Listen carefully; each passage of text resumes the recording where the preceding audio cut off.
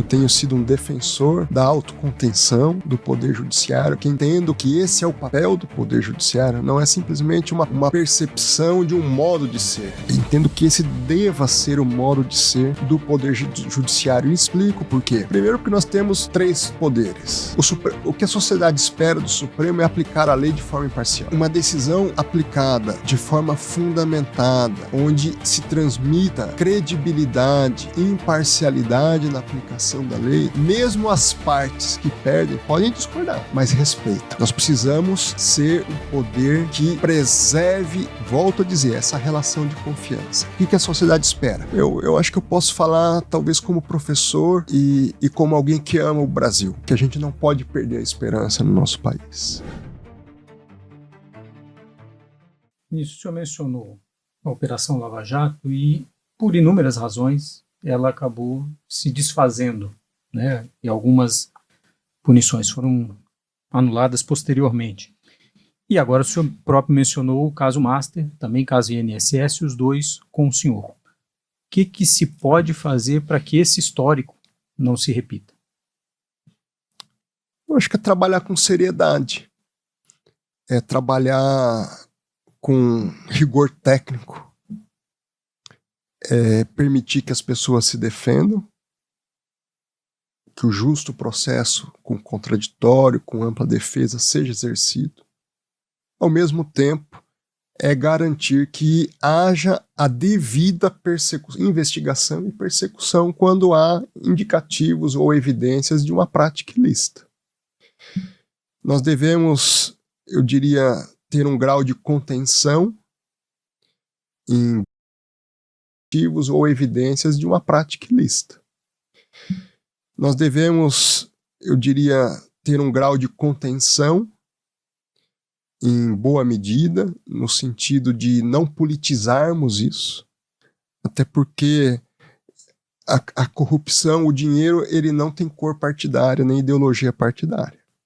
Ele alcança as pessoas, independentemente de uma vertente política ou de outra. E ele dá dentro de uma linha que garanta a imparcialidade do magistrado e que ele vai avaliar as questões à luz de critérios técnicos, à luz das evidências dos autos, não acobertando algo de um lado, mas também não perseguindo ninguém de outro lado. Agora, para essa parcela da sociedade que o senhor disse que pode já ter perdido a confiança, o que o senhor diria como juiz desses casos? Eu acho que eu posso falar, talvez como professor e como alguém que ama o Brasil, que a gente não pode perder a esperança no nosso país. Eu me lembro, assim que ganhei o Prêmio Novari, a jornalista da Globo me fez uma pergunta para depois divulgar a questão do prêmio. Ela me perguntou: a corrupção tem jeito no Brasil? Eu vou repetir a minha resposta. A resposta é depende. Depende de cada um de nós. Depende dos agentes públicos, sim. Depende dos cidadãos também. De nós sermos honestos em tudo. Às vezes é num troco, na padaria, num supermercado, às vezes é na relação entre colegas de trabalho, a relação cliente e usuário de um determinado serviço. Existe a corrupção privada também. No Brasil nós não tratamos disso, não tem uma legislação específica sobre isso. Na Europa tem. Que às vezes a corrupção acontece nas empresas também. De pessoas que estão desviando recursos, violando a confiança que lhe foi depositada na prática privada, na relação do dia a dia. Agora, lógico, eu quero dizer isso colocando a seguinte perspectiva. Ele é um problema de todos nós. A corrupção é um problema de todos nós. E a solução para o problema passa também por todos nós. Agora, isso não exclui que dos agentes públicos, dos magistrados, inclusive, de mim de modo especial, existe um ônus ou uma demanda qualificada. a responsabilidade de corresponder a essa relação de confiança a que me referi a partir da teoria do agente principal. E acho que esse deve ser o papel de todos os magistrados. Esse deve ser o papel de todos os membros do Ministério Público. Esse deve ser o papel de todas as autoridades policiais, investigadores. Essa é a nossa responsabilidade. E a sociedade está acompanhando. Ministro, o senhor acompanhou o Supremo, lá da AGU, depois da CGU, do Ministério da Justiça, e o senhor certamente fazia críticas ou tinha percepções dos problemas do Supremo.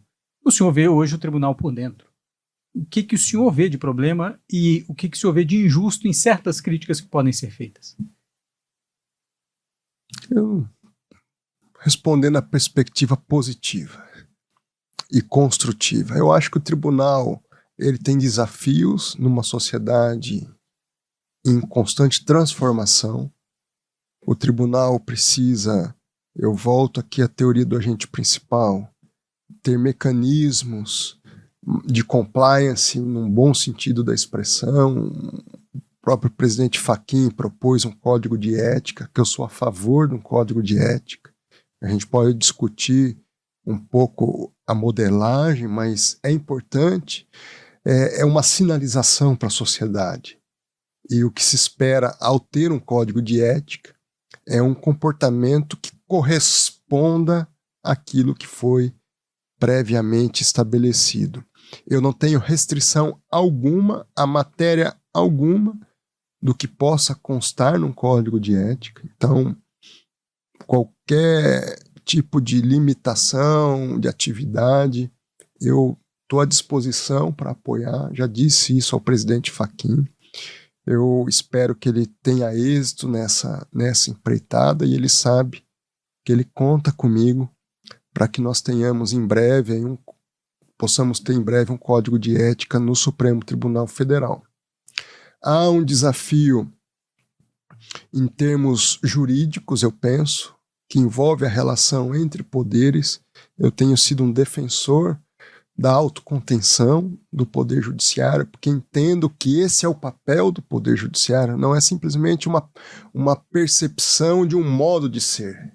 Entendo que esse deva ser o modo de ser do Poder Judiciário. E explico por quê. Primeiro, porque nós temos 3 poderes. Então, o poder não deve ter uma sobreposição de um poder sobre o outro. Entendo que um ativismo ele evidencia uma sobreposição. Ao mesmo tempo, ele representa um enfraquecimento dos demais poderes como causa. Ele causa um enfraquecimento e ele, ao mesmo tempo, a partir desse momento, o outro poder, nas decisões mais polêmicas, que também os outros poderes precisam adotar, eles às vezes se sentem confortáveis por achar que o Poder Judiciário lá na frente vai resolver ou vai decidir sem que eles tenham que se desgastar. Então, a autocontenção ela é importante porque representa uma melhor delimitação dos papéis de cada um dos poderes, e também porque o Poder Judiciário ele não pode ter esse papel criativo na ordem jurídica, de inovar na ordem jurídica, o que penso algumas decisões têm representado isso. O Poder Judiciário ele é marcado pela vitaliciedade dos seus membros. Se ele inova na ordem jurídica, a sociedade ela não tem condições de dizer eu não concordo, então eu vou renovar os meus representantes. Ela pode fazer isso no executivo e no legislativo. No judiciário, não. Então, até como um fator de equilíbrio da sociedade e da democracia, o Poder Judiciário tem que ser autocontido, sob pena dele, em muitas das vezes, se sobrepor ao próprio princípio democrático, que envolve essa escolha periódica por parte da sociedade em relação aos seus representantes. Ministro, o senhor falou de autocontenção, mas eu gostaria de perguntar para o senhor como é que se pode ter autocontenção no momento dos outros poderes também em absoluto desequilíbrio. Podemos falar de orçamento secreto, podemos falar de, por exemplo, paralisia de indicações no Senado, especialmente. E também uma percepção de que os seus colegas podem ter opiniões diferentes sobre quais são esses limites de atuação do Supremo. Então, onde está realmente a necessidade de autocontenção e qual é o limite para isso? Diante, novamente, de uma realidade em que já tivemos pressão sobre o Supremo Tribunal Federal, ameaças de reforma ou de desmantelamento, etc. E também dessa, por exemplo, cooptação do orçamento pelo Congresso Nacional. Onde é que o Supremo tem que atuar aí? O limite é o princípio da legalidade. Ferrajoli, num artigo de 2001, escrito em espanhol em 2001, não sei o original em italiano, fala que o Estado de Direito está em crise, 2001. E ele aponta duas razões para a crise, com um eixo central, o princípio da legalidade. Ele fala no enfraquecimento do princípio da legalidade. E dentro causas do enfraquecimento, ele aponta as duas razões. Primeira, no poder legislativo. Ele fala em legisladores que seriam, nas palavras dele, desordenados, no sentido de ter uma profusão legislativa tão grande que gera uma confusão e uma instabilidade. Então, é o papel, e aqui eu vou falar com as minhas palavras, é o papel legislativo assumir o seu papel. E a segunda razão, ele fala em juízes criativos, que geram o enfraquecimento do princípio da legalidade. É nós aplicarmos a lei. Não é autocontenção, não é deixar de considerar uma lei inconstitucional. Ou também fechar os olhos para desarticulação dos outros poderes ou de ameaças que vinham de fora. Não, mas é focar no princípio da legalidade. Eu acho que se nós nos mantivermos nessa linha, eu tive o ano passado um encontro com 2 juízes do Tribunal Constitucional alemão. E eu fui falar um pouco sobre autocontenção e eles falaram, olha, aqui para nós, a gente aplica a lei. É a forma de nós mantermos o eixo. Nos centrarmos na aplicação da lei. Não inovar, em outras palavras. Ministro, nesse sentido, o que fazer quando o Congresso não cumpre o seu papel? E nós estamos vendo essa disfunção no Legislativo hoje. Aí, nesse sentido, o que o Supremo pode fazer para lidar com essa disfunção? O Supremo tem o seu papel de aplicar a lei. Esse é o papel do Supremo. Se o Congresso Nacional, em alguma medida, está deixando de aplicar a lei, ou de elaborar as leis, melhor dizendo, no âmbito do Supremo, é inconstitucionalidade por omissão. Mas não há inovação por parte do próprio Supremo. E no âmbito da sociedade é cobrar. A grande questão, quando eu digo que o ativismo, ele gera um enfraquecimento do outro poder. E uma expectativa indevida em relação ao Supremo, né? Exatamente. Nós estamos nos dando essa expectativa e estamos atraindo para nós essas críticas. Essa é uma pergunta, ministro. O que o senhor acredita que a sociedade brasileira anda esperando do Supremo e o Supremo não pode entregar? O que a sociedade espera do Supremo é aplicar a lei de forma imparcial.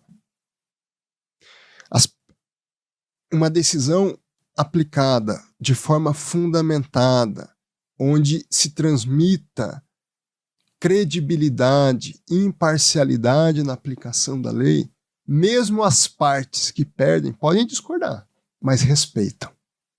Nós precisamos ser um poder que preserve, volto a dizer, essa relação de confiança. O que a sociedade espera?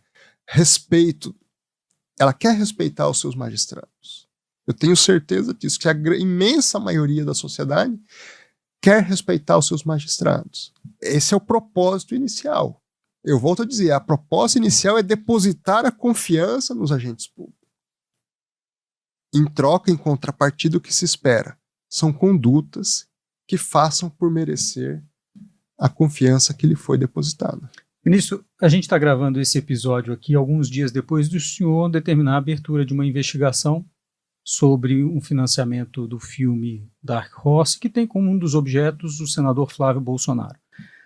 No caso Master, menciona-se na imprensa possível envolvimento de ministros do Supremo. O senhor abriu essa investigação, autorizou a abertura dessa investigação sobre financiamento de filme, talvez contra as expectativas das pessoas, de que por ter sido indicado pelo presidente Bolsonaro, o senhor poderia fazer uma certa obstrução a essas investigações. Qual é o papel do senhor na condução dessas investigações?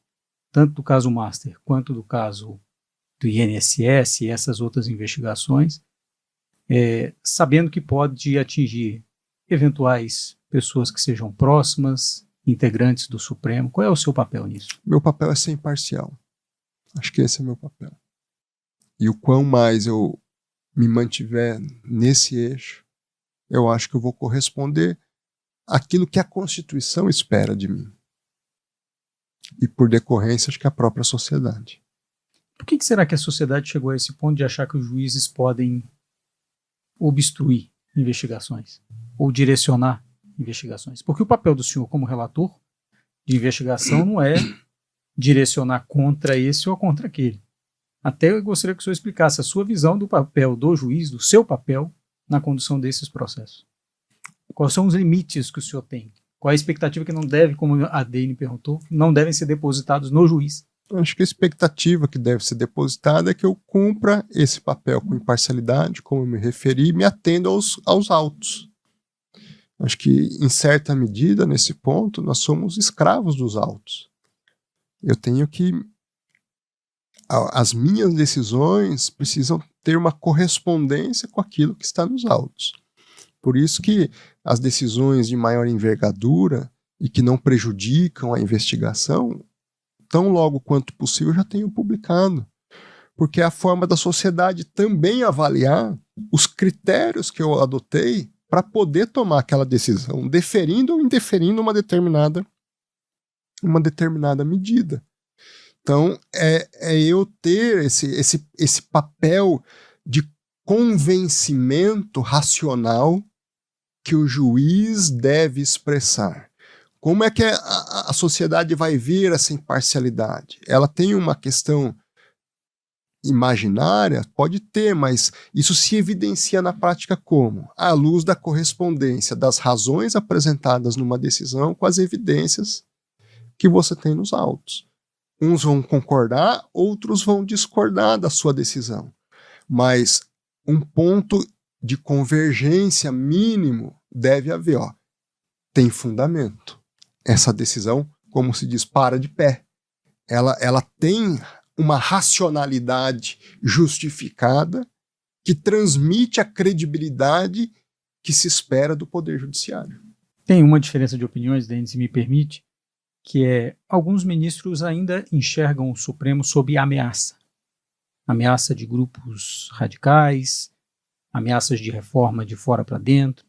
O senhor ainda vê também esse clima? O senhor compartilha dessa visão de que o Supremo ainda está hoje sob ameaça? Não, sobre ameaça não. O que há, de fato, é uma avaliação da sociedade de que precisa haver mudanças no tribunal. Então, acho que é perfeitamente natural, por exemplo, que o Congresso Nacional, em determinado momento, queira fazer reformas no Poder Judiciário e no Supremo de modo específico. Eu mesmo defendo alguns pontos que, para mim, seriam mais adequados para um Tribunal Constitucional. Por exemplo? Primeiro, retirar a competência originária de ações penais. Não tem precedentes em grandes países de um Tribunal Constitucional que, ao mesmo tempo, é a instância originária de investigação e persecução de ilícito, e julgamento de ilícito penal. Acho que cabe ao Tribunal Constitucional, em habeas corpus, em recursos extraordinários ou em ações de outra natureza, fazer uma avaliação das questões criminais, se o contraditório foi respeitado, a legítima, a ampla defesa foi respeitada, as provas, meios de provas, perfeitamente legítimo. Até fazer uma revisão da decisão de uma instância inferior em matéria criminal, mas não se a instância que processa. Entendo que grande parte da crise entre os poderes passa por essa questão. Se nós não tivéssemos no tribunal a competência originária para investigar e processar crime, certamente nós não teríamos tanta crise ou desgaste entre os poderes. O segundo ponto, que para mim é importante, Recondo, é uma revisitação do rol de legitimados nas ações constitucionais. Então, por exemplo, associações hoje, há uma profusão de associações, qualquer associação hoje praticamente que consegue se organizar minimamente tem legitimidade ativa para estar no tribunal. As questões de partidos políticos com apenas um representante, veja, para questionar uma lei do próprio Congresso Nacional, um único representante pode ir diretamente ao tribunal. Então, é uma melhor equalização, talvez um número mínimo de representantes, não de um partido, mas talvez de uma composição partidária, para que se possa levar ao tribunal uma determinada questão em termos de ação originária no Supremo. Agora, o senhor falou das questões criminais. Eu não sei qual seria a solução. Jogar isso para o Superior Tribunal de Justiça? Minha opinião seria. Pois é, mas imagine o senhor lidar com uma situação que o senhor tem agora. O senhor está vendo o desafio que é levar essas investigações adiante. O senhor acha que um tribunal que não fosse o Supremo teria força? Até para investigar, por exemplo, um eventual ministro do Supremo Tribunal Federal? Ou um presidente do Senado, ou um presidente da Câmara, ou um parlamentar? Sem dúvida que teria. Ele é magistrado vitalício. No STJ, por exemplo, uma instância em termos de legalidade, a instância máxima de controle de legalidade. Não vejo um ministro do STJ menos capaz ou com menos autoridade para levar uma investigação de grande envergadura adiante.